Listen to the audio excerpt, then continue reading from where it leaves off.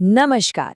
कभी सोचा है कि दुनिया की ज्यादातर बड़ी बड़ी सभ्यताएं, शानदार शहर और घनी आबादी ये सब समतल जमीन पर ही क्यों बसे हैं? आज हम पृथ्वी के उन्हीं हिस्सों की बात करेंगे, यानी मैदानों की, जो हमारी पूरी सिविलाइजेशन की नींव हैं।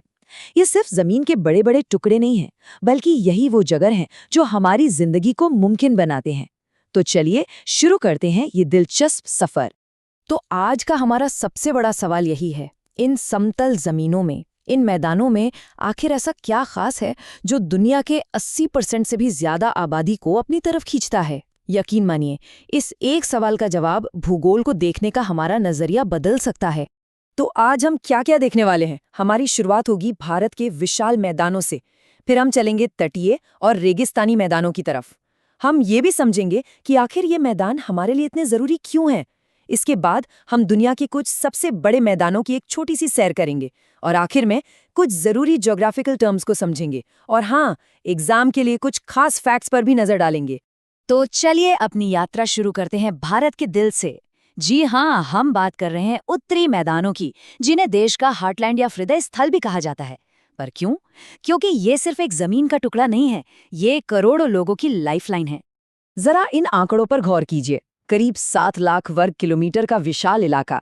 इसे बनाया है सिंधु, गंगा और ब्रह्मपुत्र जैसी 3 शक्तिशाली नदी प्रणालियों ने, जो हिमालय से उपजाऊ मिट्टी बहाकर लाएं। यहाँ की जलोढ़ मिट्टी इतनी उपजाऊ और 1000 मीटर से भी ज्यादा गहरी है कि ये अकेले ही 40 करोड़ लोगों का पेट भरती है। और यही वजह है कि ये भारत का सबसे घनी आबादी वाला इलाका है। इस एक विशाल उत्तरी मैदान के भी आप कह सकते हैं 4 अलग अलग चेहरे हैं। एक तरफ है पंजाब हरियाणा का मैदान, जो गेहूं उगाकर पूरे देश का पेट भरता है। फिर आता है गंगा का मैदान, जो उत्तर प्रदेश और बिहार की सांस्कृतिक और राजनीतिक धड़कन है। और पूरब में है ब्रह्मपुत्र का मैदान, जो असम के खूबसूरत चाय बागानों के लिए जाना जाता है। और आखिर में गंगा और ब्रह्मपुत्र नदियां मिलकर बनाती हैं दुनिया का सबसे बड़ा डेल्टा, सुंदरवन, जो अपनी बायोडायवर्सिटी के लिए मशहूर है। अच्छा, अब उत्तर की उपजाऊ जमीन से निकलकर हम भारत के किनारों की ओर चलते हैं। यहाँ हमें तटीय और मरुस्थलीय मैदानों की एक बिल्कुल ही अलग दुनिया देखने को मिलती है, जहाँ का भूगोल भी अलग है और लोगों का जीवन भी। देखिए, भारत के दोनों तटों की कहानी बिल्कुल अलग है। एक तरफ पश्चिमी तट जो संकरा और चट्टानी है, जहां मॉनसून की सीधी हवाओं से जबरदस्त बारिश होती है और मुंबई जैसे बड़े बंदरगाह हैं। तो वहीं दूसरी तरफ पूर्वी तट है, जो चौड़ा और समतल है, जहां महानदी और गोदावरी जैसी नदियां बड़े बड़े डेल्टा बनाती हैं और ये इलाका चावल की खेती का केंद्र है। मतलब एक तरफ केरल के शांत बैकवाटर्स हैं, तो दूसरी तरफ ओडिशा की विशाल चिल्का झील। और फिर हम पहुंचते हैं भारत के सूखे मैदान में, थार मरुस्थल। ये एक ऐसी दुनिया है जहां मीलों तक आधे चांद जैसे रेत के टीले फैले हैं, जिन्हें बरखान कहते हैं। और यहाँ लूनी जैसी एक अनोखी नदी है, जो समुद्र तक पहुंचने से पहले ही रेगिस्तान में कहीं गुम हो जाती है। हमने मैदानों का भूगोल तो समझ लिया, लेकिन जो सबसे जरूरी सवाल है वो ये कि आखिर ये हमारे लिए इतने इम्पॉर्टेंट क्यों हैं। ये वो हिस्सा है जो भूगोल को सीधा हमारी जिंदगी से जोड़ता है। देखिए, मैदानों का महत्व 5 बड़े स्तंभों पर टिका है। सबसे पहला, ये खेती के लिए बेस्ट जगह हैं, जो हमारा पेट भरते हैं। सिंधु और नील नदी जैसी दुनिया की महान सभ्यताएं इन्हीं मैदानों में पैदा हुईं। जमीन समतल होने की वजह से यहाँ सड़कें और रेल लाइनें बनाना आसान है, जिससे इंडस्ट्री और व्यापार को बढ़ावा मिलता है। यहाँ नदियाँ और ग्राउंड वाटर भी आसानी से मिल जाते हैं। और इतना ही नहीं, ये घने जंगल और घास के मैदान बनकर पर्यावरण का संतुलन बनाए रखने में भी एक बड़ा रोल निभाते हैं। चलिए, अब भारत की सीमाओं से जरा बाहर निकलते हैं और पूरी दुनिया के मंच पर चलते हैं। देखते हैं कि दुनिया के बाकी हिस्सों में कौन से बड़े और महत्वपूर्ण मैदान मौजूद हैं। आइए, दुनिया के कुछ सबसे बड़े मैदानों की एक झलक देखते हैं। दक्षिण अमेरिका का विशाल अमेज़न बेसिन, जो दुनिया का सबसे बड़ा वर्षावन और मैदान दोनों हैं। फिर उत्तरी अमेरिका के ग्रेट प्लेन्स, जिन्हें उनकी गेहूं की जबरदस्त पैदावार के कारण दुनिया की रोटी की टोकरी भी कहा जाता है। रूस का अंतहीन पश्चिम साइबेरियन मैदान, जो दुनिया का सबसे बड़ा लगातार फैला हुआ समतल भूभाग है। और अर्जेंटीना के पंपास, जो अपनी उपजाऊ भूमि और पशुपालन के लिए पूरी दुनिया में फेमस हैं। अच्छा, किसी भी विषय को गहराई से समझने के लिए ना उसकी शब्दावली, उसकी भाषा को जानना बहुत ज़रूरी होता है। तो इस हिस्से में हम मैदानों से जुड़े कुछ खास भौगोलिक शब्दों का मतलब जानेंगे। पेनी प्लेन, इसका सीधा सा मतलब है लगभग मैदान।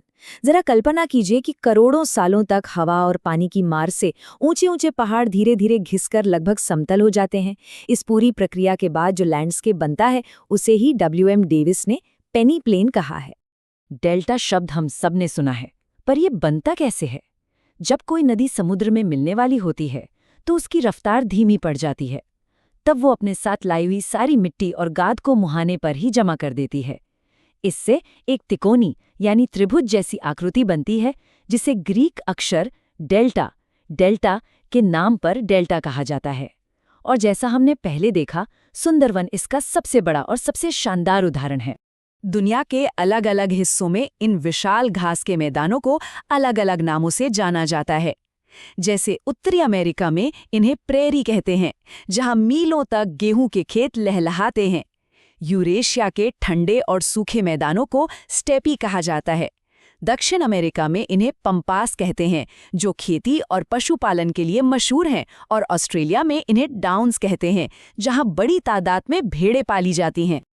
चलिए अब फटाफट उन खास फैक्ट्स को दोहराते हैं जो एग्जाम के लिहाज से बहुत महत्वपूर्ण हैं और जिन्हें याद रखना ही रखना है। 70 लाख वर्ग किलोमीटर, ये है अमेज़न बेसिन का क्षेत्रफल, जो इसे दुनिया का सबसे बड़ा नदी बेसिन और मैदान बनाता है। ये नंबर इसकी विशालता को दिखाता है। उत्तरी मैदानों को समझने के लिए इन दो शब्दों का फर्क जानना बहुत जरूरी है।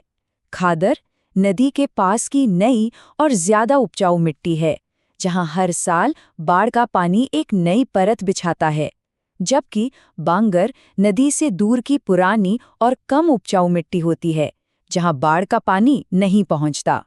ये है दुनिया के सबसे बड़े डेल्टा सुंदरवन का क्षेत्रफल।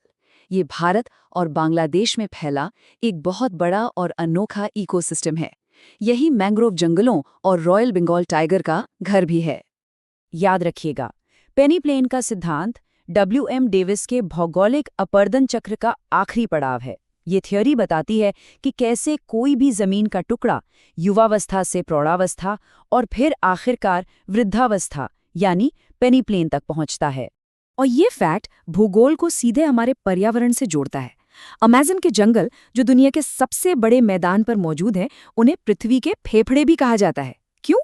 क्योंकि वो हवा से भारी मात्रा में कार्बन डाइऑक्साइड सोखकर हमें ऑक्सीजन देते हैं। हमारे प्लैनेट की सेहत के लिए ये बहुत ज़रूरी है। तो हम अपनी चर्चा के आखिर में उसी सवाल पर लौटते हैं, लेकिन एक नए और शायद ज़्यादा गंभीर नज़रिए के साथ। मैदानों ने हमें बसाया, हमें खाना दिया और हमारी महान सभ्यताओं को जन्म दिया। पर आज जिस रफ्तार से हम इन्हीं उपजाऊ मैदानों पर कंक्रीट के शहर और फैक्ट्रियां खड़ी कर रहे हैं, क्या हम अनजाने में अपनी ही नींव को कमज़ोर कर रहे हैं? ये एक ऐसा सवाल है जिसका जवाब भविष्य में हम सबको मिलकर देना होगा।